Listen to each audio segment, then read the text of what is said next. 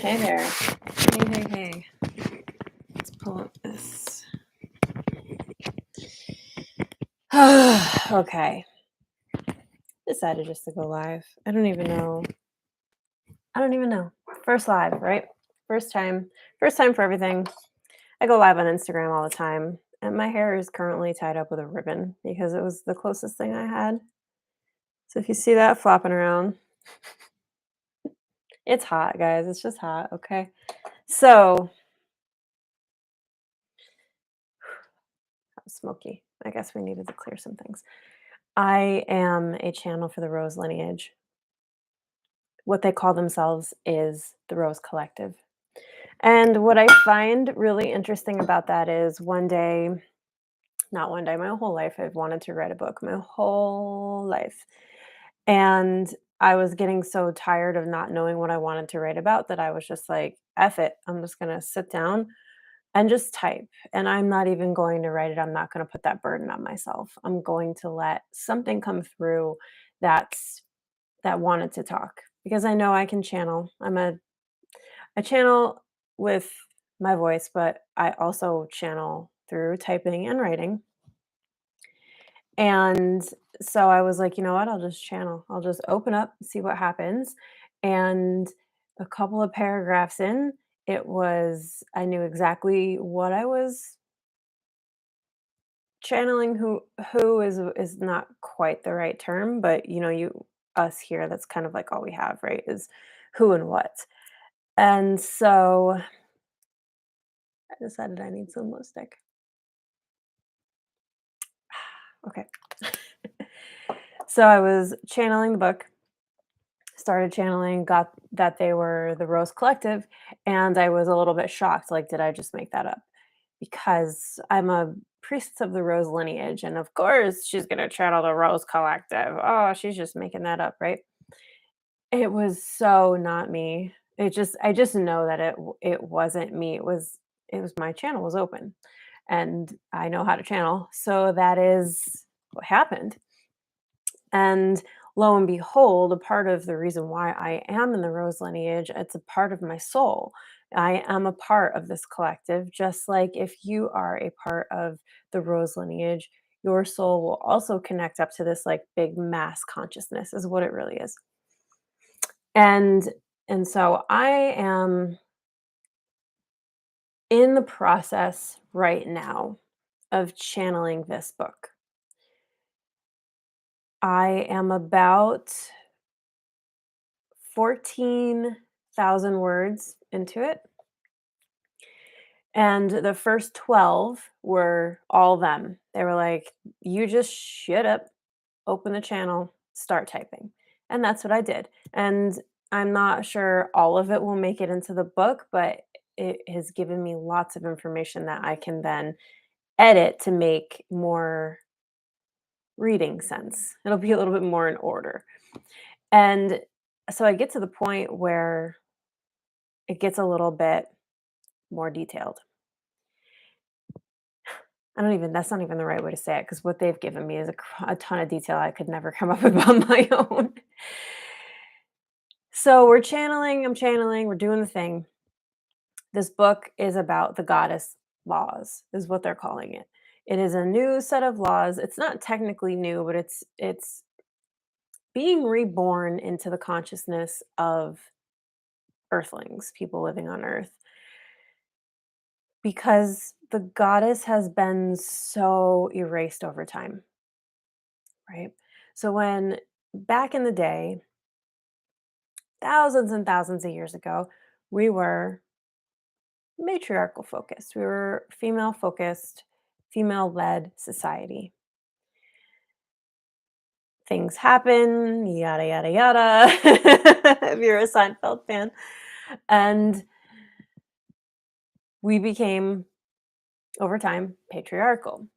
And so what's happening is that patriarchy has hit its limit. It's starting to collapse.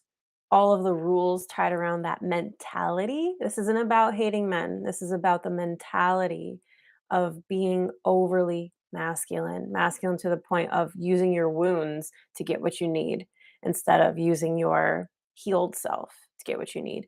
And so since we're on the bend part of it as the masculine side, we're using all of our masculine wounds. No, not very many people are walking around as a healed masculine, have that energy about them. And so the world is driven based off of the wounded masculine. And I want to back up for a second because this isn't about identity or gender identity. This is about archetypes. And so every single person, no matter who you are, has both of these archetypes within them. It doesn't necessarily mean it's 50-50, but for many people, it's pretty close. It's a pretty decent balance of masculine and feminine. It has to be because that's how you create. You receive a divine inspiration and then you push out the energy to make it happen. Everybody has that flow. And so, well, everybody has the ability to have that flow. We're all born both. When one gets blocked over the other, or because one is being overused, a lot of us seem blocked in manifesting our what we want in our life because we're either not able to receive or we're pushing the energy out in the wrong way, in a not healthy way, or we're trying to get something we think we want but we really don't, our soul really doesn't want it, and so it's not working. And so we are in this point in our consciousness where we're trying to get back into a balance. And so that's where the goddess laws come in.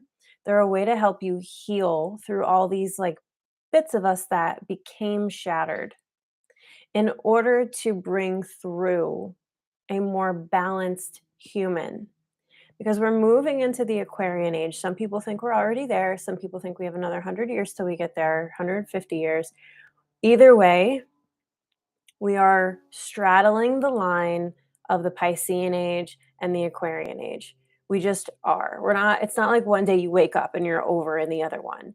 We are like almost in doing the splits now, right? We're like straddling so far, trying to hold on to both. And you kind of have to make the jump at some point, right? You have to go, okay, like my legs can't go any further. Whoop, got to go over there. And so we're moving into that age. We're in the cusp, we're in the in between. And there will be people who feel Aquarian energy first because they're a little bit more sensitive to the planetary movement. So many people that are like empaths or empathic to astrological happenings, they're going to be the people that feel it first. You can kind of see it happening already because the Aquarian age is about, if I'm going to bucket it down into one word, because I know it's more than one, let's call it humanitarianism. There's many companies these days that are really trying to give back, trying to do something for the better good while they create funds for themselves to pay themselves, which is totally okay. And so this kind of energy is already happening. We're going into the Aquarian age. We are trying to get to that humanitarian place. And inside of that humanitarian place is, now let's talk about what Aquarius looks like. If you look at Aquarius in a drawing, like not just the star dots, but like what the stars create, it's a pretty gender neutral person. It is a person that has a very good balance of masculine and feminine qualities in the picture itself.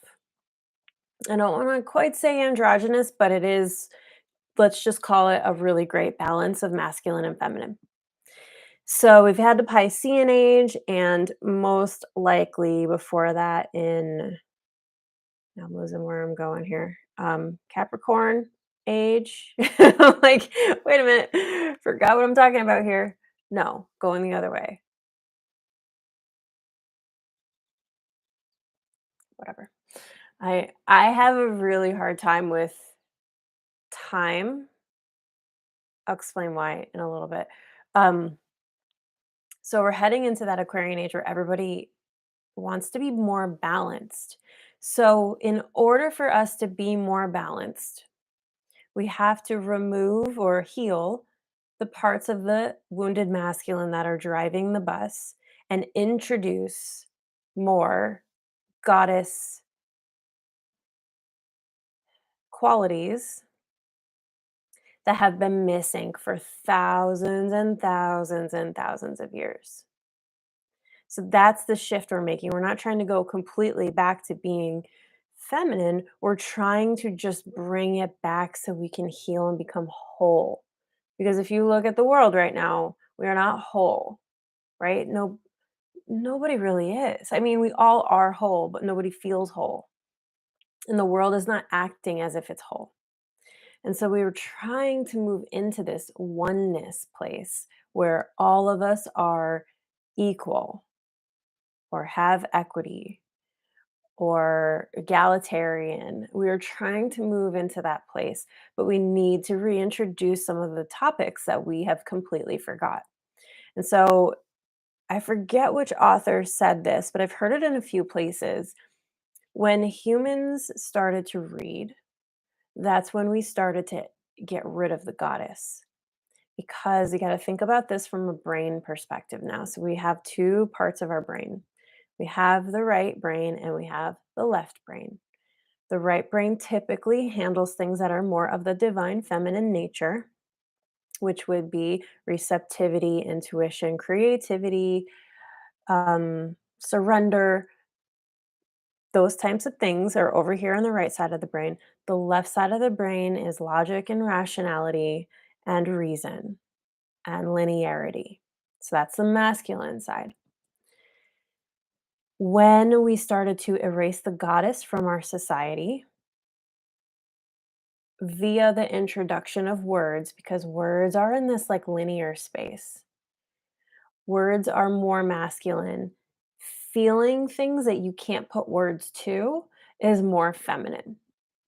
So when we started to erase the goddess, when we learned how to read, our brains became more developed on the left side.